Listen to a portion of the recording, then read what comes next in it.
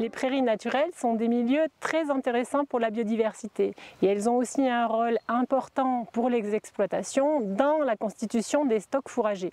Alors comment faire pour que ces prairies gardent tout leur intérêt à la fois d'un point de vue agronomique et écologique?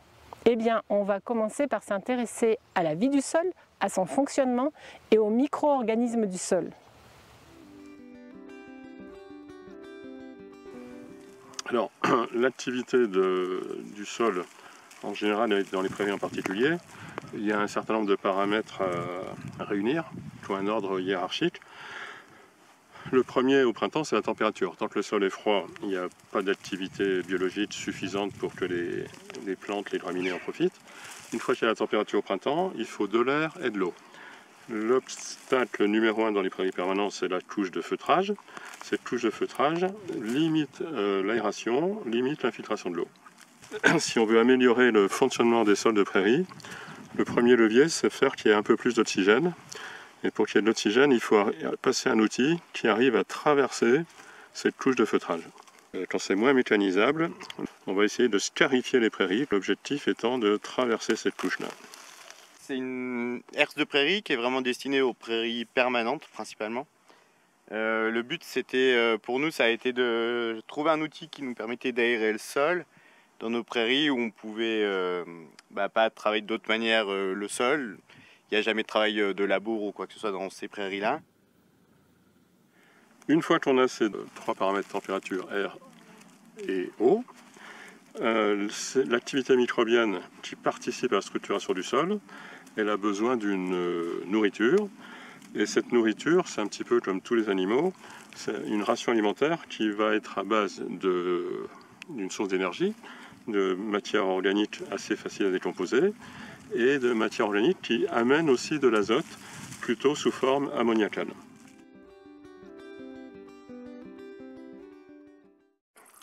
Pour les éleveurs, les fumiers, c'est des choses dont il faut se débarrasser à la fin de l'hiver. Mais ça a un véritable intérêt agronomique, c'est même le meilleur fertilisant dont disposent les éleveurs, à condition de savoir le gérer. Alors au début, le fumier, on s'en occupait pas.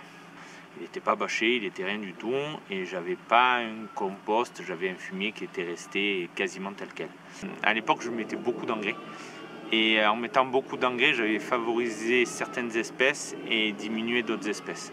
J'avais perdu des légumineuses, j'avais beaucoup de graminées, j'avais de la récolte, mais j'avais pas forcément les bonnes valeurs dans mon foin. En arrêtant complètement l'engrais, en mettant un fumier et un fumier de meilleure qualité, j'ai récupéré pas mal de légumineuses. Lors du stockage, le fumier peut perdre de la valeur fertilisante.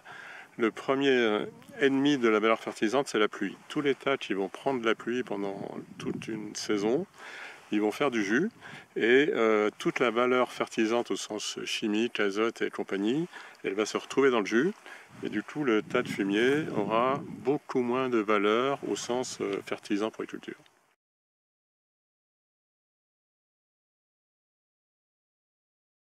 Le deuxième ennemi du fumier non protégé, c'est aussi le soleil, parce que le soleil va sécher le fumier en surface, ça fait une croûte, et la croûte, toutes les matières organiques, et notamment le fumier, quand il se dessèche, il devient hydrophobe. Donc si on veut éviter à la fois le dessèchement de surface et la perte dans les jus, il faut couvrir les fumiers. Soit le système minimal, c'est poser une bâche sur les tas de fumier, et le meilleur système, quand on peut l'avoir, c'est une fumière couverte à côté du bâtiment d'élevage. J'ai fait que de le bâcher. Et rien que déjà de le bâcher, j'ai vu dès la première année que quand je ramassais mon foin, je ramassais plus du fumier. Alors que jusqu'à maintenant, chaque fois dans les mangeoires, je retrouvais du fumier que j'avais pendu. J'ai plus de fumier qui s'accumule au pied avec une soupe de fumier lessivé.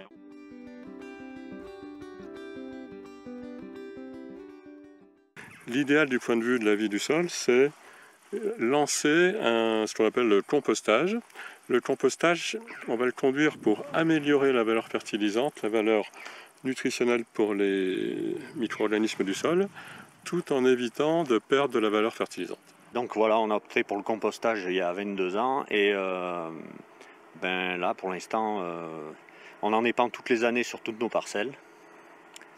Ça nous a permis de supprimer nos apports d'engrais, nos apports de produits phyto aussi.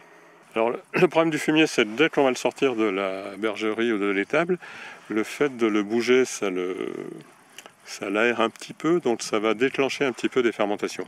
Si on sait pas la période pour le composter ou pour l'épandre, il vaut mieux le sortir en paquet le plus gros possible et presque le tasser pour l'empêcher qu'il travaille, le stocker sans qu'il évolue. Si j'ai pas le temps de le remuer, souvent je le laisse comme ça et je le remue un mois avant de l'épandre. Pendant tout le temps il est bloqué et un mois avant il se met à travailler et quasiment quand je dois l'épandre il est quasiment bon. Les conditions du compostage, c'est des conditions d'émiettement pour que ça se décompose bien et d'humidité. L'humidité, il faut que ça soit ni trop sec ni trop humide. Quand on prend une poignée de fumier, il ne doit pas y avoir de jus qui coule. Quand on voit qu'il y a juste un tout petit peu de jus qui sort, c'est qu'on est à peu près dans la fourchette idéale qui est entre 60 et 70% d'humidité. Cette année, j'ai sorti un poil plus tard. Et quand je l'ai sorti au mois de juin, il avait séché à l'intérieur de la bergerie. Et du coup, en ayant séché à l'intérieur de la bergerie, c'est vrai que s'il prend l'eau dehors, je pense que ça ne doit pas être trop grave, sachant qu'au moins l'eau le réhumidifiera un peu pour arriver à travailler correctement. Quand on veut déclencher le compostage, on va l'émietter. Alors, quand on a des petits volumes, on va charger le fumier sur un épandeur à poste fixe et faire un cordon. Si on a des plus gros volumes de fumier, à l'épandeur ça prend beaucoup de temps. Il faut des machines qu'on appelle des composteurs ou des retourneurs de compost. Et on va vérifier une fois que c'est bien émietté que le tas chauffe. Le signe de la bonne fermentation du compostage, c'est une élévation de température. Donc on fait un premier retournement environ 10-15 jours après avoir mis le fumier en engrais. Le fumier va monter en température, donc il monte jusqu'à 60-70 degrés. Donc là, il va déjà brûler toutes les adventices, les graines qui sont à l'intérieur du tas. Ça va aussi supprimer les agents pathogènes, les microbes, ça en élimine pas mal. Tout l'enjeu du compostage, c'est suffisamment pour faciliter la décomposition, mais pas trop pour garder une valeur nutritionnelle pour les micro-organismes du sol. Donc le problème des fumiers frais, c'est qu'on a des quantités de paille plus ou moins importantes mélangées à des déjections. Les déjections sont des formes d'azote qui sont relativement rapidement disponibles. Les litières, même quand c'est de la paille, ils doivent se décomposer pour devenir utiles à la vie microbienne du sol. Donc le problème du fumier frais, c'est qu'il y a un décalage de disponibilité entre l'azote d'un côté et le carbone de l'autre. Si l'évolution du compost en tas, on arrive à ce stade-là, on voit encore de la paille, mais la paille dans son ensemble a perdu sa couleur jaune, elle est devenue un petit peu marron, et si on tire dessus, on s'aperçoit qu'elle s'émiette toute seule. Donc là, elle est en cours de digestion, de décomposition, et c'est le stade idéal qu'on appelle ce compost jaune. On reconnaît encore le fumier, mais les pailles sont pré-décomposées. Si on attend trop longtemps, on va arriver à un produit qu'on appelle souvent du beurre noir, c'est tout noir, on ne voit plus de paille, et là on a perdu toute la valeur fertilisante. Donc dans l'idéal, c'est à peu près à ce stade-là qu'il est le plus intéressant à épandre dans les prairies. Si on veut faire un compost jaune après le premier retournement, on le laisse refroidir, donc ça va durer un mois et demi à peu près, et on l'épand.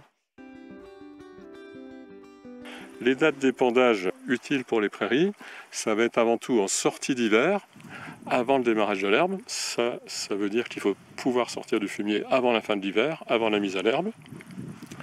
Et les dates suivantes, on peut mettre du fumier, c'est après la première coupe du foin, à condition que l'été soit pas trop sec. Et on peut remettre aussi des fumiers en automne, après les pâturages ou les fauches des regains. Les fumiers d'automne ne vont pas être totalement lessivés, ils vont améliorer la vie du sol, améliorer le démarrage de l'herbe pour la saison d'après. L'efficacité en début de saison, pour avoir un effet un petit peu starter pour l'activité microbienne, c'est l'équivalent de 30 à 40 unités. Ça veut dire que des tout petits tonnages de l'ordre de 4 à 5 tonnes par hectare peuvent être efficaces. Ils vont être efficaces à condition qu'ils soient très bien épandus de manière la plus fine possible. Et là, à tonnage équivalent, la qualité de l'épandage va vraiment faire la différence. Les épandeurs modernes à hisson verticaux font un travail plus fin et permettent d'abaisser les tonnages. Il vaut mieux faire des petits tonnages sur le plus de surface possible tous les ans qu'un gros apport massif espacé qui va plutôt perturber la flore de la prairie et éventuellement l'équilibre aussi pour les pathogènes, etc. Alors on a des bons épandeurs fumier, mais pour en épandre peu, c'est difficile. Donc je pense que grosso modo, je dois être aux alentours de, je dirais, allez, 8-10 tonnes hectares de fumier sur les prairies naturelles. J'essaye au maximum d'en mettre chaque année.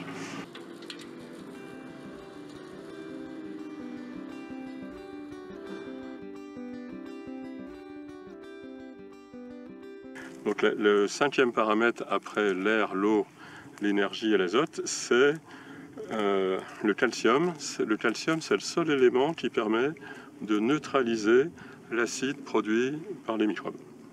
Alors là, on a deux cas de figure. Soit on est sur des sols calcaires, à ce moment-là, le calcaire fournit naturellement du calcium et on n'a rien à faire. Soit on est en sol non calcaire, et à ce moment-là, l'optimisation du système passe par un apport de calcaire. Sous une forme pas trop soluble, pour pas qu'il y ait une réaction chimique automatique, sous une forme plutôt de granulat, qui va être attaqué uniquement par l'activité microbienne et libérer le calcium du calcaire. Donc là, pour savoir ça, on va faire un test. Est-ce que le sol est calcaire? Donc on prend de l'acide chlorhydrique dilué à 20% et on en verse sur la terre. C'est le sol de la parcelle où on est. Si je verse de l'acide dessus, eh bien, on voit pratiquement rien. Donc ce sol en place, on ne voit pas de bulles. On peut dire qu'il est non calcaire. Du coup, ce sol justifie d'un chaulage, d'un apport de calcaire. Pas pour changer sa nature, son fonctionnement, simplement pour optimiser l'activité microbienne qui permet d'avoir un meilleur développement racinaire, une meilleure productivité des prairies, et on améliore la qualité fromagère et la durée de conservation des fromages à travers la gestion du chaulage.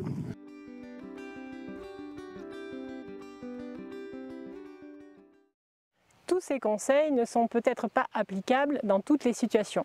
Par exemple, lorsque les prairies sont éloignées du siège d'exploitation, dans des zones difficiles d'accès ou encore dans des zones de pente. Ces prairies, qui sont peut-être moins productives mais diversifiées, peuvent avoir tout leur rôle pour la santé du troupeau et la biodiversité.